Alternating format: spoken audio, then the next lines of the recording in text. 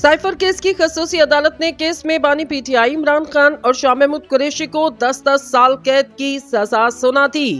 खसूसी अदालत के जज अबुल हसनात जुल्कुरनैन ने अडयाला जेल में बानी पीटीआई इमरान खान और शाह महमूद कुरैशी के खिलाफ साइफर केस की समाअत की। इस सिलसिले में इमरान खान और शाह महमूद अदालत में मौजूद रहे। समाअत के दौरान जज ने कहा, आपके वकील हाजिर नहीं हो रहे, आपको स्टेट डिफेंस काउंसिल फराहम की गई। इस पर वकील सफाई ने कहा, हम जिरा कर लेते। जज ने वकील सफाई से कहा, आपने मुझ पर अदम एतमाद किया। दौरान समाअत 342 का सवालनामा शाह महमूद कुरैशी और बानी पीटीआई को दिया गया, जिस पर दोनों मुलजिमान ने कहा कि हमारे वकील मौजूद नहीं, हम कैसे बयान रिकॉर्ड करवाएं। बादशा अदालत ने बानी पीटीआई इमरान खान का 342 का बयान रिकॉर्ड किया, जिसमें इमरान खान ने कहा, साइफर मेरे ऑफिस आया लेकिन इसकी सिक्योरिटी की जिम्मेदारी मिलिट्री सेक्रेटरी की थी। इस हवाले से मिलिट्री सेक्रेटरी को इंक्वायरी का कहा गया। इन्होंने बताया, साइफर के बारे में कोई क्लू नहीं मिला। अदालत ने इमरान खान का 342 का बयान रिकॉर्ड करने और मुख्तसर समाअत के बाद केस का फैसला सुनाते हुए कहा, साइफर केस में इमरान खान और शाह महमूद कुरैशी को 10-10 साल कैद बामुशक्कत की सजा सुनाई जाती। जज ने केस का मुख्तसर ज़बानी फैसला सुनाया।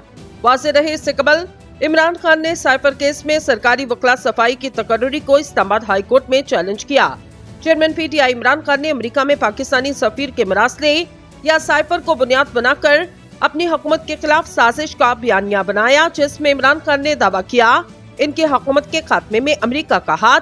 ताहम कौमी सलामती कमेटी के इजलास में साइफर को लेकर पीटीआई हुकूमत के मौकिफ की तरदीद की जा चुकी। इसके अलावा साइफर से मुतलिक इमरान खान और इनके साबिक सेक्रेटरी आजम खान ने एक ऑडियो लीक सामने आई, जिसमें इमरान खान को कहते सुना, क्या अब हमने सिर्फ खेलना, अमेरिका का नाम नहीं लेना, बस सिर्फ ये खेलना कि इसके ऊपर ये डेट पहले से थी। जिस पर आजम खान ने जवाब दिया, मैं ये सोच रहा था इस साइफर के ऊपर एक मीटिंग कर लेते। इसके बाद वफाकी काबीना ने इस मामले की तहकीकात FIA के सपुर्द की। आजम खान पीटीआई के दौरे हुकूमत में उस वक्त के वज़ीर आज़म इमरान खान के प्रिंसिपल सेक्रेटरी थे और वो वज़ीर आज़म के इंतहाई करीब समझे जाते। साइफर के हवाले से साबिक DG ISPR lieutenant general Babar Iftikhar ने कहा, साइफर पर ड्रामाई अंदाज में बयानिया देने की कोशिश की गई और अफवाहें और झूठी खबरें फैलाई गईं, जिसका मकसद सियासी फायदा उठाना था।